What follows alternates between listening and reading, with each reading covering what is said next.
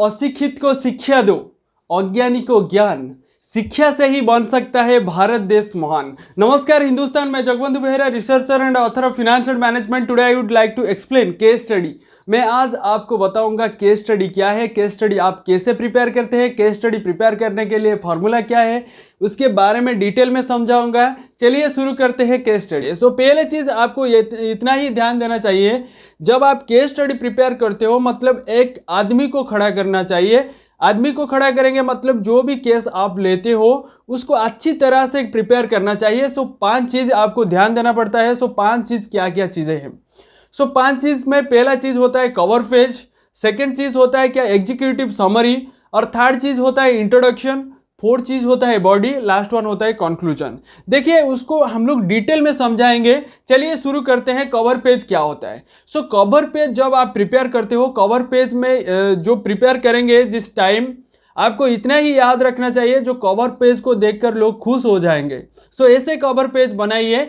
और cover page में क्या क्या चीज़ें रखेंगे। सो पहला चीज़ कवर पेज में जो रखेंगे वो पहला चीज़ होता है क्या टाइटल। जो भी आप केस प्रिपेयर करते हो उसका टाइटल लिखना होगा। उसके बाद क्या लिखेंगे ईमेल आईडी, और उसके बाद कॉन्टैक्ट नंबर, और जो भी आपका कॉन्टैक्ट है उसको लिखेंगे। उसके बाद क्या आता है एग्जीक्यूटिव समरी। एग्जीक्यूटिव समरी में आपको इतना ही फोकस करना पड़ता है। सो की पॉइंट क्या है, और की पॉइंट को आप फाइंड आउट कर सकते हैं, तो एनालिसिस कर सकते हैं, तो आप एक अच्छी केस स्टडी बना सकते हैं। सो केस स्टडी बनाने के लिए एग्जीक्यूटिव समरी के अंदर आपको फोकस करना पड़ेगा, की पॉइंट क्या है उसके बारे में डिटेल में आपको जाना होता है। सो उसके बाद क्या आता है इंट्रोडक्शन। देखिए introduction, every one have the introduction. आपका भी इंट्रोडक्शन है, मेरा भी इंट्रोडक्शन है, और कुछ चीज़ों का भी इंट्रोडक्शन रहता है। So introduction it is very very important. देखिए इंट्रोडक्शन आप सही तरीके से दे सकते हैं तो आप every one you have to attention your introduction. So introduction it is very very important. So current context or situation analysis and background including the objectives. जब आप इंट्रोडक्शन देते हो, इंट्रोडक्शन देने के लिए आपको कॉन्सेप्ट सही आना चाहिए और सिचुएशन को आपको हैंडल करना चाहिए। उसके बाद बैकग्राउंड इंक्लूडिंग, देन ऑब्जेक्टिव क्या होता है, ऑब्जेक्टिव के बारे में आपको डिटेल में जाना होता है। उसके बाद जो case study is important, what are the important to prepare the case study. Case study क्यों प्रिपेयर करते हो, केस स्टडी के अंदर क्या इंपॉर्टेंस है, उसको इंट्रोडक्शन में आपको बताना पड़ता है। सो उसके बाद क्या आता है बॉडी। देखिए जब हम लोग जो भी प्रिपेयर करते हैं उसका बॉडी होता है। बॉडी नहीं है तो वो क्या खड़ा हो सकता है क्या? एक आदमी के पास बॉडी नहीं है तो वो खड़ा हो सकता है क्या? बॉडी मतलब बॉडी है तो वो भी खड़ा नहीं हो सकता है। सो बॉडी होने के लिए आपको क्या करना होता है, 206 बोन्स होना चाहिए।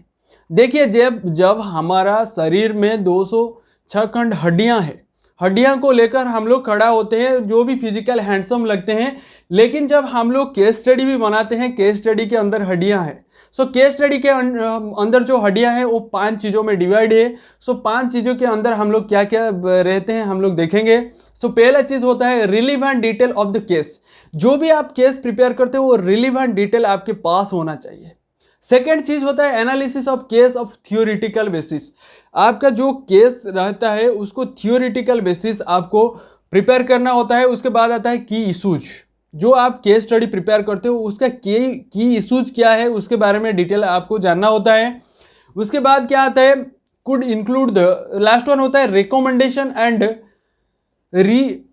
रिफ्लेक्शन। रिकमेंडेशन एंड रिफ्लेक्शन, जो भी आप केस स्टडी प्रिपेयर करते हो उसका रिफ्लेक्ट होना चाहिए। देखिए आज के ज़माने में आपका वैल्यू नहीं है तो वैल्यू कैसे बढ़ेगा, आपका रिफ्लेक्शन जितना समाज के ऊपर पड़ेगा आपका वैल्यू उतना ही ज़्यादा ग्रो करेगा। सो इसके लिए बॉडी के अंदर आपको क्या करना होता है, रिकमेंडेशन एंड रिफ्लेक्शन डालना होता है। सो उसके बाद आता है कुड इंक्लूड। और क्या इंक्लूड हो सकता है, पहला चीज़ होता है अजम्पशन, सेकेंड चीज़ होता है जस्टिफिकेशन, और उसको हम लोग क्या कहते हैं प्रोडक्ट आउटकम्स।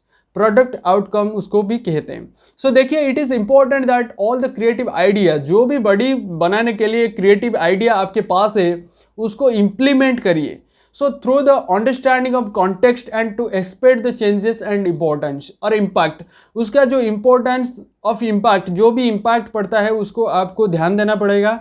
उसके बाद क्या आता है कंक्लूजन। कंक्लूजन मतलब उसको हम लोग क्या कहते हैं रेफरेंस। देखिए कंक्लूजन का बात जब आता है सो पहला चीज़ होता है प्रोफेशनल इंफॉर्मेशन। आपके पास प्रोफेशनल इंफॉर्मेशन होना चाहिए। Sources, journal, periodically and policies आपके पास होना चाहिए। And make sure you are to the support your status with the fact of figures. आपके पास क्या होना चाहिए? फैक्ट और फिगर होना चाहिए केस स्टडी प्रिपेयर करने के लिए। और उसके बाद आता है please to try to use of the words to ideas based of research and rather to the copy and paste from the internet. Internet से कॉपी पेस्ट करने से अच्छा है आप खुद को प्रिपेयर कीजिए और केस के अंदर घुस जाइए। केस के अंदर घुसेंगे तो आपको इन्फॉर्मेशन मिल जाएगा, इन्फॉर्मेशन इंटरनेट पर भी है, लेकिन कॉपी पेस्ट मत करिए। जो आपका ओन आइडिया है, ओन आइडिया से केस स्टडी प्रिपेयर करने के लिए प्रयास कीजिए। जब आप ओन आइडिया से हार्ट से करेंगे ना एक दिन और अनदर पर्सन के हार्ट को छुएगा, चूम कर आएगा, वो उसका आपका जो केस स्टडी है वो अच्छा हो जाएगा। सो लास्ट वन होता है क्या? अपेंडिस। सो अपेंडिस के अंदर क्या आता है? All the charts, tables, diagrams related to the items can be placed to here to reference in the cost reference in the report. जो भी रिपोर्ट के अंदर होता है आपको देना पड़ता है, वो तो था केस स्टडी।